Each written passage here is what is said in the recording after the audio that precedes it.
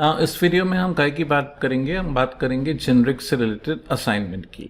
ना ये जो असाइनमेंट मैं आपको दे रहा हूँ ये मैंने 2 हिस्सों में बांटा है। अगर आपने अभी जावा स्टार्ट करी है, जेनरिक्स पहले बार पढ़ा है, तो आप पार्ट 1 पे जाएं। और अगर आप थोड़े से एडवांस यूजर हैं, आपने ऑलरेडी जावा में कलेक्शंस या जो हम डेटा स्ट्रक्चर्स बोलते हैं आपने ऑलरेडी वर्कआउट किया हुआ है, तो आप पार्ट 1 के साथ साथ पार्ट 2 भी करें। तो पार्ट 1 अगर आप जावा स्टार्ट कर रहे हैं, है ना, जेनरिक्स पहली बार पढ़ा है, अगर आप थोड़े एडवांस लेवल के यूजर्स हैं, आपने कलेक्शंस वगैरह पढ़ा हुआ है, तो पार्ट 1 के बाद आप पार्ट 2 भी बिल्कुल करें, है ना। और बिल्कुल अगर आपको कोई भी डाउट्स क्वेरीज हैं असाइनमेंट्स में, है ना, वीडियोस में, any new topic you want to ask, है ना, any doubt related to questions you want to ask, आपको कोई भी डाउट पूछना है, मैंने डिस्क्रिप्शन में अपना व्हाट्सएप नंबर डाला, आप बिल्कुल मेरे को व्हाट्सएप कर सकते हैं डाउट्स वगैरह के लिए। तो हम स्टार्ट करते हैं असाइनमेंट से। असाइनमेंट में मैंने हेड्स दिए हैं जेनरिक क्लास के, जेनरिक इंटरफेस के और जेनरिक मेथड के, और आगे जाके वाइल्ड कार्ड के भी अगर आप एडवांस यूजर हैं तो भाई सबसे पहला क्वेश्चन क्या है जेनरिक क्लास का? Create a generic class container that store an item of any type. Implement methods to get and set the item and demonstrate usage with different types. तो आपको एक सिंपल सी जेनरिक क्लास बनानी है container, इसके अंदर एक ही parameterise type होगा। कितने पैरामीटराइज टाइप होगी? तो पहले क्वेश्चन में I am focusing a basic generic class जिसमें आपको पैरामीटराइज टाइप को आर्ग्यूमेंट भेजना है, पैरामीटराइज टाइप को रिटर्न करना है। तो this is a class with single parameterize type. जो सेकंड क्लास है उसमें मैंने 2 पैरामीटराइज टाइप लिए हैं। तो generic class with multiple parameterize type, define a generic class with class pair, है ना, K and V that stores 2 related objects. अब यहाँ पे एक इंपॉर्टेंट पॉइंट रिलेटेड ऑब्जेक्ट्स है, तो v k के बराबर होगा या k की डिराइव क्लास होगा। तो इन अदर वर्ड्स आपको v एक्सटेंड्स के करना पड़ेगा, गेटर सेटर लिखना और अलग अलग ऑब्जेक्ट्स बना के इसको चेक करना है ना। जो थर्ड क्लास है उसमें मैंने बाउंडेड टाइप्स का पैरामीटर कंसेप्ट यूज किया, एक्सटेंड्स नंबर, कि आपको जेनरिक क्लास बनानी है बाउंडेड बॉक्स जो केवल नंबर्स को स्टोर्स कर सके, और उसमें आपको एक ऐड नाम का बेसिक ऑपरेशन डिफाइन करना है, जो नंबर्स आपने स्टोर किए उनको आप क्या कर सको, ऐड कर सको। Now, generic class with collections.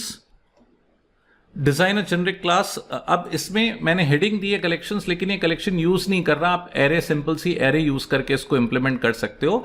आपको एक स्टैक बनाना है जो किसी भी तरह का डेटा स्टोर कर सके, और उसके ऑपरेशंस लिखने हैं पुश, पॉप और पीक, है ना। इसमें I am not asking you to use data structures like list, I am asking you to use a basic structure like array. आप एरे को भी यूज कर सकते हो, लेकिन आपको स्टैक इंप्लीमेंट करना है, जो कि स्टैक किसी भी तरह का हो सकता है। It can store integer, it can store string, it can store employ, है ना। सिंगल पैरामीटराइज टाइप है, लेकिन स्टैक के ऑपरेशंस लिखने हैं पुश, पॉप, पीक, है ना। एक एग्जाम्पल है काय का नेस्टेड जेनरिक क्लास का, कि भाई जेनरिक में आप नेस्टेड क्लासेस बना सकते हो।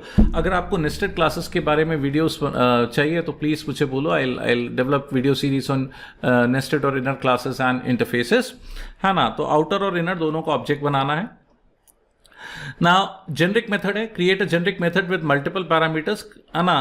कंबाइन करके मेथड लेना है जिसमें 2 पैरामीटर्स आएंगे, और उसका पेयर बना के हमको क्या करना है, रिटर्न करना है ना। generic method for searching, write a generic method linear search for searching an element in an array and return its index। तो आप एक array में element को search करके उसके index को return कर रहे हैं, आप equals method use कर सकते हो, है ना। तो कौन सा? linear search। किसी भी तरह की array हो सकती है, तो it has got a single parameterized type।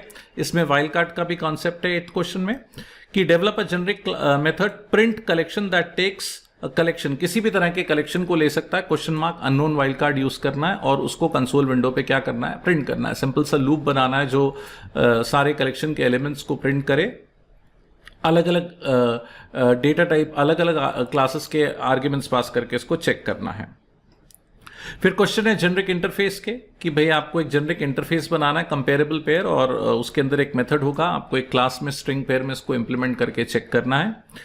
Create interface with multiple parameterize type, आपको एक इंटरफेस बनाना है ट्रांसफॉर्मर जिसके अंदर 2 पैरामीटराइज्ड है, इनपुट लेगा और आउटपुट में ट्रांसफॉर्म करके रिटर्न करेगा।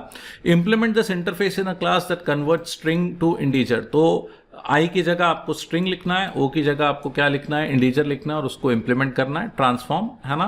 पहला पैरामीटराइज टाइप को दूसरे पैरामीटराइज टाइप में ट्रांसफॉर्म कर रहा है।